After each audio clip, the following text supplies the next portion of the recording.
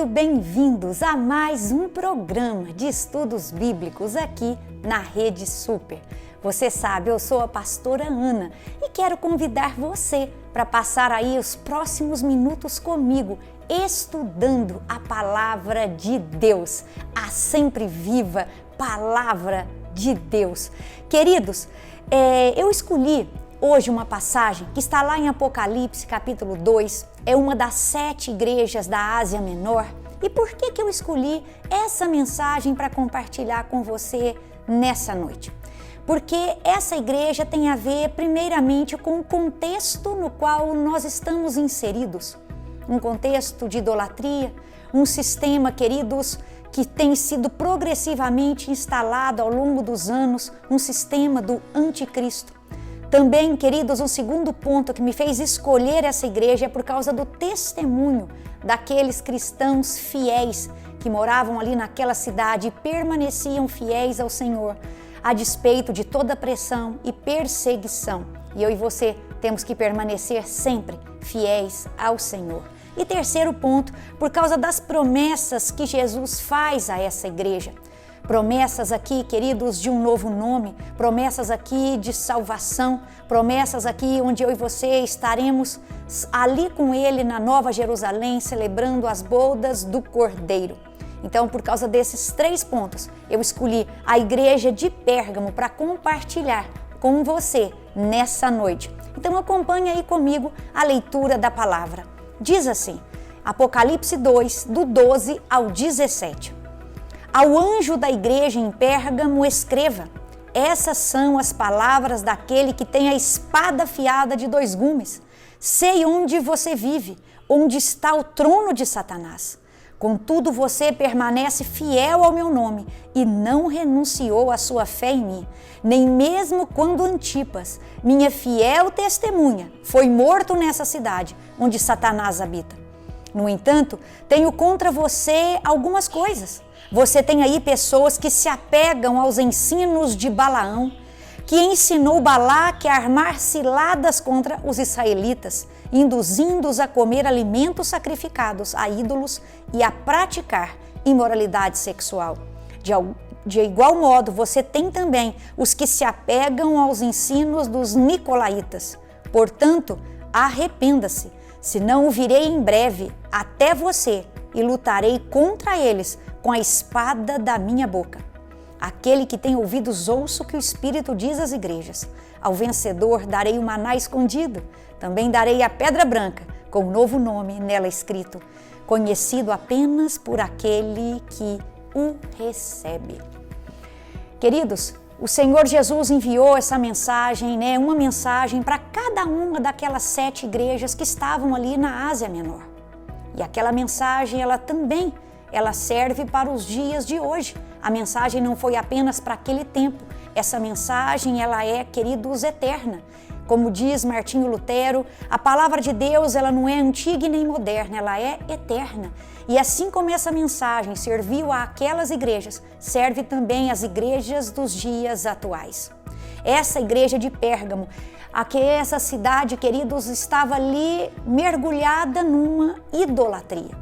Nós sabemos que naquela cidade, apesar de ser sofisticada, havia ali muita influência da cultura, queridos, e da educação grega. Então ali naquela cidade haviam 4 seitas. Eles adoravam aquele deus do panteão grego, Zeus, o poderoso, digamos assim, o pai de todos os deuses. Então adorava-se naquela cidade a Zeus. Também adorava-se naquela cidade ali um outro deus, o deus em forma de serpente. Talvez você já tenha visto aí no jaleco da medicina uma serpente. E ele tem um nome. Esse deus aí, essa cidade adorava esse deus, que nós chamamos de Esculápio ou Asclépio. Havia ali um culto à serpente. Também se adorava naquela cidade a Dionísio, o deus da embriaguez, o que está por trás aí de toda embriaguez, de todo esse alcoolismo. E adorava-se também, queridos, ao imperador. Essa cidade aqui foi a primeira cidade ali daquela região a ter um culto a César. Então se adorava também ao imperador, se adorava a César. Então nós vemos aqui nesse contexto a sua idolatria. Alguns estudiosos vão dizer que Pérgamo, vem de gamos, né? Pérgamos quer dizer casamento. Então aquela cidade, ela tinha uma aliança espiritual com o paganismo. E foi assim, queridos, eu vou fazer um breve relato da história da igreja para você entender como foi que o paganismo entrou na história da igreja. No primeiro século, então, você vê que a igreja ela foi fundamentada, né, sobre a doutrina dos apóstolos. Nós vemos ali que eles entregavam e ensinavam aquilo que aprenderam com Jesus, aquilo que receberam de Jesus, eles passavam para frente. As igrejas se reuniam de casa em casa e o Deus trazia o crescimento e a salvação, né, a cada dia àquela igreja.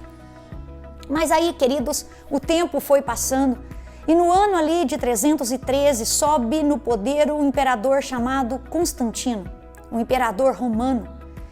E ele ali, para ganhar forças, para unir forças, para dominar ali todo mundo, ele começou a fazer alianças também com empresários da cidade, com pessoas da cidade e até com os cristãos.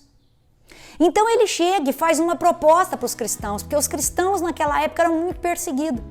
Olha, se realmente vocês se unirem a mim, eu vou cessar a perseguição contra os cristãos.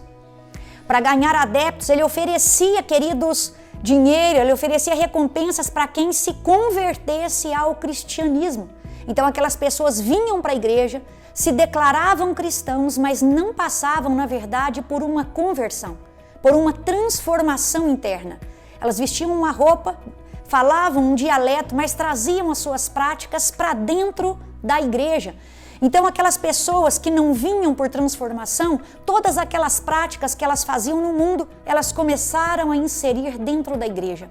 Então no ano de 313 depois de Cristo, Constantino então institucionaliza aquilo que era a igreja cristã, a igreja universal, tornando aquela igreja a igreja católica romana, né? Universal significa católico. Mas aí, queridos, até então nós éramos uma só igreja, uma igreja universal, uma igreja católica. Mas ao inserir aquelas práticas, ela se torna católica romana. Então todas aquelas práticas que você vê que às vezes eles fazem, orar pelos mortos, missa de sétimo dia, água benta, isso não foi algo da palavra de Deus, mas práticas incorporadas do paganismo para dentro da igreja. Então nasce esse casamento entre uma igreja que era antigamente fundamentada na doutrina dos apóstolos, agora entra com o paganismo. Então Pérgamo tem esse casamento, essa aliança espiritual com o paganismo. Mas nós sabemos, queridos, que a verdadeira igreja cristã, a igreja de Cristo, ela adora somente a Yahvé, o grande eu sou, o Criador dos céus e da terra. É somente para Ele que nós levantamos altares, é somente a Ele a quem nós adoramos. Nós não vamos atrás de outros deuses, nós não celebramos outros deuses, nem adoramos e nem prestamos cultos a outros deuses, mas somente, queridos, ao nosso Deus, o Deus da Bíblia. Porque nós sabemos que não há outro Deus semelhante a Ele, não há outro Deus que importa que nós adoremos. Mas aí eu vejo aqui então, nesse contexto, não só idolatria, mas a palavra forte que Jesus traz. Eu sei onde você habita, aonde está o trono de Satanás. E esse trono de Satanás nós podemos entender de duas formas. Primeiro, por esse contexto, onde um lugar onde as pessoas adoram homens, né? Então adora o imperador, adora Zeus, que é pessoa falsa, adora essa serpente, que adora Dionísio. Então num lugar onde você adora homens, isso, queridos, é satanismo. Então nós podemos entender desta forma como essa idolatria, essa adoração a homens, mas podemos entender também no contexto que o mundo vive, que desde sempre o inimigo tem tentado lançar um sistema para mudar as nossas ideias, para controlar a nossa mente e as nossas ações. Um sistema construído onde filosofias são implantadas, onde ideologias são implantadas, onde um sistema todo é implantado. Nós vemos, por exemplo, no Japão. O Japão construiu uma ponte, queridos, para que as pessoas que fracassam possam ir ali e pularem dela. É a ponte do suicídio. Então já está instaurado ali na mente e na prática das pessoas isso. Nós não vamos atrás delas para recuperá-las, mas fazemos para elas uma ponte da onde elas podem se jogar e suicidar. Também vemos aí um sistema instaurado de tantos países que já aprovam o aborto. Queridos, aborto é homicídio. Mata-se o bebê no ventre da mãe. Vemos ainda, queridos, na Suíça, aquelas clínicas de eutanásia, pessoas que se dirigem para ali para poder morrer e pagam para que isso seja feito com ela. Então, um sistema, querido, implantado de valores e princípios anticristãos que governa mente e ações. E nós sabemos, queridos, porque a nossa Bíblia diz que a marca da besta vai ser na testa e na mão direita. Então presta atenção aí, quem tem ouvidos ouça. Mas vejo aqui também, queridos, outra coisa que Jesus dirige a essa igreja, ainda nesse contexto de idolatria, aonde habita o trono de Satanás, mas eu vejo aqui também uma doutrina de Balaão. Quando você vai lá em Números, no Antigo Testamento, você vai ver que Balaão foi um profeta de Deus, mas infelizmente um profeta que se corrompeu, um profeta que se vendeu por dinheiro. Balaque, um dia, o rei chegou para ele e falou assim: eu gostaria que você amaldiçoasse os cristãos, que você amaldiçoasse os israelitas, perdão, né? Cristão é agora. Amaldiçoasse o povo de Deus. Então, Balaão faz aquele acordo ali com Balaque e se dirige ali, queridos, para amaldiçoar os israelitas, mas ele não consegue. Quando ele abre a sua boca, somente saem palavras de bênção. E ele tenta uma segunda vez e não dá certo, e ele tenta uma terceira vez e não dá certo, e Balaque fica furioso com ele. Mas eu não estou pagando você, eu não estou te oferecendo dinheiro para você amaldiçoar aquele povo. Ele fala: olha, mas Deus não está deixando. Queridos, presta algo, tem algo muito poderoso nessa passagem. Queridos, a gente fica tão preocupado com palavras que são lançadas sobre nós, a gente fica preocupado, queridos, com olho gordo, com macumba, que isso não pega em filho de Deus, não. Nós vemos aqui que essas palavras não prosperam contra nós, é o Senhor quem peleja por nós, é o Senhor quem nos guarda. Então pode vir a palavra de maldição que for sobre nós, maior é aquele que está em nós. Essas palavras não vão pegar na gente. Mas aí, queridos, esse Balaão aqui, essa igreja estava então aqui se rendendo, se apegando aos ensinos de Balaão. E o que foi isso? Como ele não conseguia amaldiçoar o povo, como esse rei Balaque aqui não conseguia destruir aquele povo, Balaão dá o seguinte conselho para ele. Olha como o inimigo é astuto, querido. Como ele diz assim para Balaque: faz o seguinte, Balaque, eles estão ali, não estão no deserto? Manda mulheres bonitas para lá. Manda prostitutas para lá. Logo, aqueles homens vão estar se deitando com aquelas mulheres pagãs. E quando, queridos, aqueles homens se deitavam com aquelas mulheres, eles estavam se deitando também com os deuses delas. Olha aí, aliança espiritual pagã. Então, aqueles homens de Deus, antes que eles percebessem, eles caíam naquela cilada e logo estavam ali adorando os deuses daquelas mulheres. O ensino de Balaão é mistura, faz com que o povo se misture. Um pé no mundo, outro na igreja. Deixa o povo se misturar com nada a ver, com isso não tem nada a ver. Não, isso não tem nada de mal.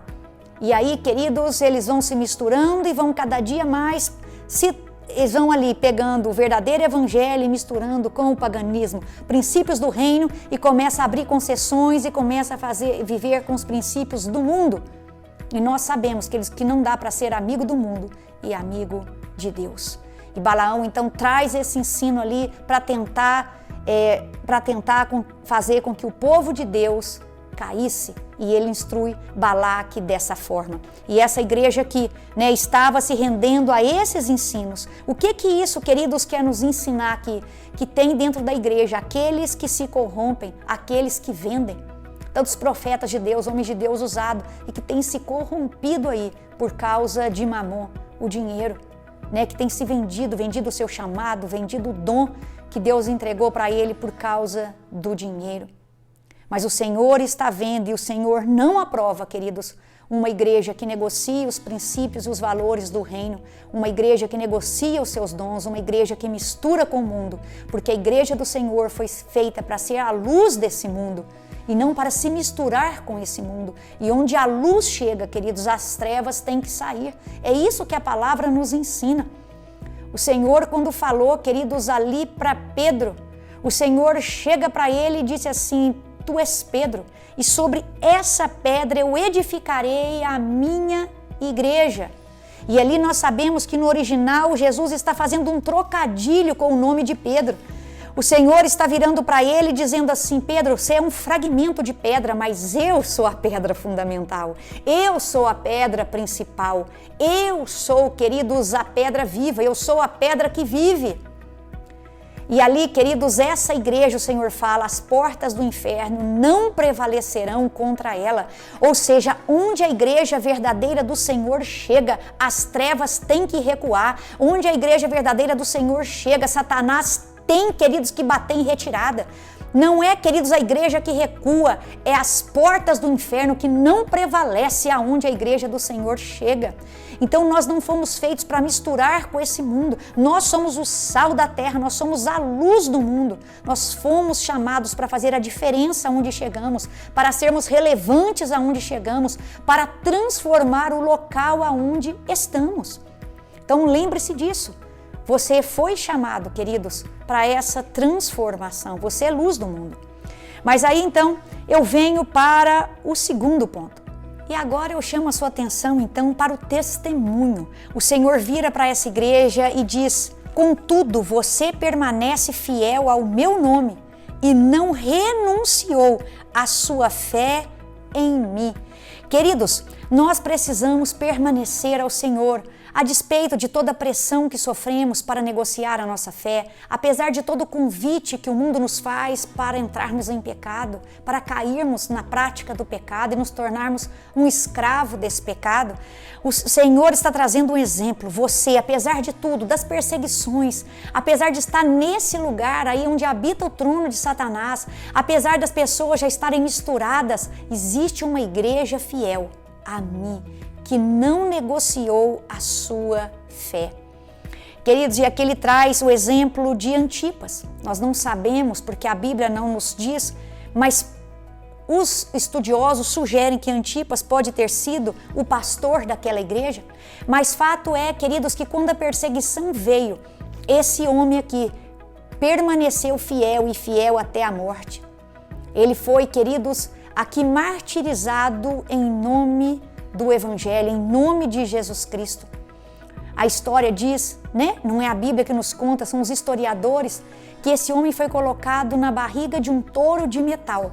Aquele touro foi aquecido e esse homem morreu ali, não apenas afogado, mas cozido dentro da barriga daquele touro. E mesmo assim, esse homem não negou a fé e nenhum daqueles que estavam ao redor dele negaram a sua fé. Eu não sei, queridos, a pressão que você está passando para negar o nome de Cristo, para desistir da fé cristã, mas eu posso dizer para você: permaneça firme a despeito de toda perseguição, de toda pressão.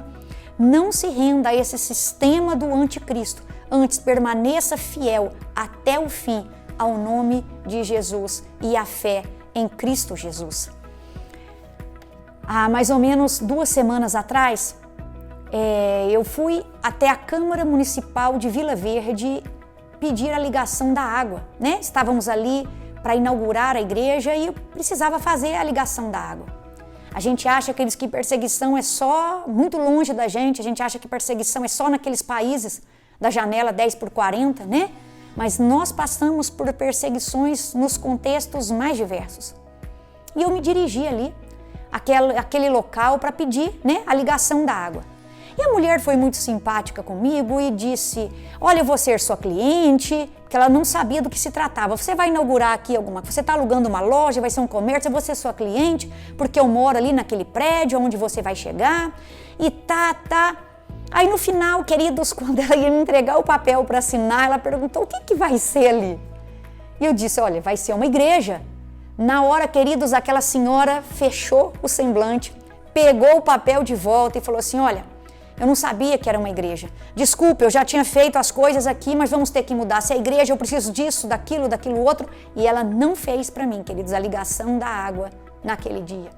E ainda virou para mim e disse, eu não serei sua cliente. E desde aquele dia eu comecei a orar por aquela senhora, porque nós sabemos que igreja não tem clientes, igreja tem fiéis, não é verdade? Mas para você ver a resistência que nós sofremos ainda no mundo como este, em pleno, queridos, aqui 2021. Então as pressões vêm, mas nós precisamos permanecer fiéis a Cristo Jesus, sem abrir concessões, sem negociar, queridos, os princípios e valores do reino de Deus. Nós, queridos, como igreja, nós precisamos colaborar com a sociedade, colaborar com o governo, nós precisamos ajudar, criar projetos, nos tornarmos relevantes, isso sim, cooperação, mas não, queridos, no sentido de nos misturar. Nós precisamos evitar qualquer aliança que nos leve a práticas idólatras e imorais, porque essa igreja havia caído nessas práticas idólatras de comidas sacrificadas e também de imoralidade sexual. Quando nós olhamos para 1 Coríntios, capítulo 4, verso 1 e 2, o Senhor diz, queridos, ali naquela passagem, Paulo escreveu àquela igreja e nos recomenda: o que Deus requer de mim e de você é que nós permaneçamos fiéis. Deus leva a sério, queridos, a questão da fidelidade a Ele. Então eu e você precisamos permanecer fiéis a Ele. Mas eu também chego aqui num terceiro ponto, as promessas que o Senhor faz a essa igreja. Ele chega aqui, queridos, e diz: aquele que tem ouvidos, ouça o que o Espírito diz às igrejas. Ao vencedor darei do maná escondido. Também lhe darei uma pedra branca com um novo nome nela escrito, conhecido apenas por aquele que o recebe. Então aqueles que permanecem fiéis receberão do Senhor o maná escondido, uma pedra branca e também um novo nome. Uma coisa é certa, queridos, nós somos salvos pela fé, nós somos salvos pela graça mediante a fé. Ou seja, nós não somos salvos pelas obras que fazemos, mas nós seremos recompensados pelas obras que fazemos. O Senhor diz que Ele retribuirá a cada um aquilo que cada um faz. Eu retribuirei as obras de cada um de vocês. Então eu e você não praticamos as boas obras para sermos salvos, porque já somos salvos. Fomos salvos pela graça mediante a fé.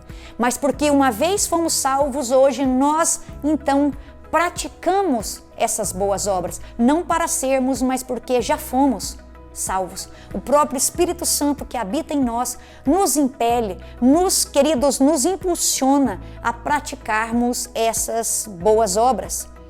Nós vemos aqui quando ele vira, por exemplo, para a igreja aqui em Éfeso, aqueles que permanecem fiel, ele diz: ao vencedor darei o direito de comer da árvore da vida, que está no paraíso de Deus. A igreja de Esmirna, ele diz: ao vencedor de modo algum sofrerá a segunda morte. Então há recompensa para aqueles que permanecem fiel a Ele e fiéis até o fim. Ainda que isso custe um martírio, ainda que custe, queridos, nós renegarmos e abrirmos mão de tanta coisa, no final nós seremos recompensados.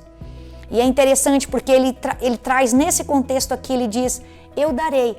Ele diz aqui a esses fiéis de Pérgamo: eu darei o maná escondido. Ele está dizendo quem é o maná. Queridos, quem é o pão vivo que desceu do céu? Assim, queridos, como o Senhor Deus deu a Israel o maná, Ele dará ao verdadeiro crente o pão espiritual. E quem é, queridos, esse pão que o mundo não pode ver? É Jesus Cristo. Assim como Ele proveu, queridos, todas as coisas para o seu povo naquele deserto, assim Ele também proverá todas as coisas para nós. Jesus é o pão vivo que desceu do céu, o maná escondido. Jesus é o único que pode saciar a nossa fome mais profunda. Mas Ele também, queridos, Ele promete não apenas esse maná que é capaz de completar o vazio da nossa alma, queridos, aquela busca que todos nós temos, incessante, né? Ele preenche esse vazio, Ele preenche essa nossa fome, mas Ele também pode aqui prover todas as coisas para nós. Ele é aquele pão, né? Nós podemos orar pedindo a Ele aquele pão de cada dia, né? Ele provê para nós aquele pão de cada dia, assim como Ele provia para o povo o maná diariamente, o maná de cada dia, né? E eu vejo Ele também prometendo aqui, então, uma pedra branca e um novo nome. E aqui, queridos, tem duas divisões. Quando nós estudamos o entendimento dessa pedra branca, tem uns que vão falar que naquela época, nos tribunais, quando alguém estava sendo julgado e o juiz dava para ele uma pedrinha branca, quer dizer que aquela pessoa havia sido absolvida. Mas se aquela pessoa ganhasse uma pedrinha preta, então ela estaria sendo condenada. Mas aqui essa igreja, Jesus está oferecendo, queridos, absolvição. Ele está oferecendo aqui, queridos, em outras palavras, salvação para aqueles que permanecem fiéis a Ele, que creem no seu nome. Mas existe também o outro entendimento que diz que naquela época havia jogos, né? Tipo esses Jogos Olímpicos. E aqueles, então, queridos, que venciam, recebiam uma pedrinha branca. E aquela pedrinha branca era como se fosse um ingresso, um convite para participar da festa dos campeões, aquela festa da comemoração. Então Jesus diz para essa igreja, você não apenas está absolvido, sobre você não há condenação alguma, porque Jesus já pagou na cruz do Calvário, né? Todos ali já pagou pelos seus pecados, o sangue dele vertido sobre nós ali, queridos, cancelou toda a dívida de pecado, nós estamos absolvidos, somos absolvidos, não é verdade? Mas ele também está dizendo, eu estou entregando para você uma pedrinha branca, um convite para você entrar no grande banquete, nas bodas do Cordeiro, um acesso, queridos, à Nova Jerusalém. É tão maravilhoso e essas pessoas, ainda depois de tudo isso, de absolvição, do convite para vir participar do banquete com Ele, essas pessoas ainda receberão um novo nome. Ele está escrevendo o nosso nome no livro da vida, no rol dos vencedores, queridos.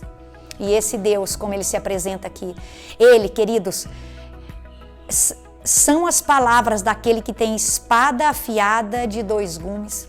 Ele traz um convite, e eu faço esse convite para você que me assistiu hoje, se arrependa, arrependa-se. Arrependa-se porque senão Ele virá contra nós com essa espada, a espada da sua boca. Ou seja, Ele virá com juízo. Então eu e você precisamos, se você se identificou que está misturando, queridos, as coisas de Deus com as coisas do mundo, se você, queridos, se identificou nessa mensagem que tem ido a festas idólatras, praticado, queridos, idolatria, se você tem praticado imoralidade sexual, comido ali de comidas sacrificadas a ídolos, se você se identificou com essa mensagem, o conselho do Senhor, a chamada do Senhor para você é arrependa-se, arrependa-se porque eu virei em breve e lutarei contra essas pessoas com a espada da minha boca. Queridos, fato é, todos nós gozaremos de uma eternidade, fato. Só que uns experimentarão da eternidade na Nova Jerusalém, no novo céus, na nova terra. Todos nós, queridos, teremos uma eternidade. Uns no paraíso e outros no inferno. Então é tempo de se arrepender, porque Jesus está voltando. Se a mensagem daqueles que vieram de nós e antes de Jesus era anunciar que Jesus estava vindo, a nossa mensagem, a mensagem da geração de hoje é dizer, Jesus está voltando, Ele já veio, Ele já morreu, Ele já ressuscitou, Ele foi assunto aos céus, mas Ele está voltando. Portanto, arrependa-se dos seus pecados, senão Ele virá com você naquele dia com juízo e condenação. Mas para aqueles que o confessam, para aqueles que o recebem, o receberão e receberão também, queridos, ali o passaporte para a Nova Jerusalém. Sentará nas bodas do Cordeiro com o noivo da igreja, Jesus Cristo.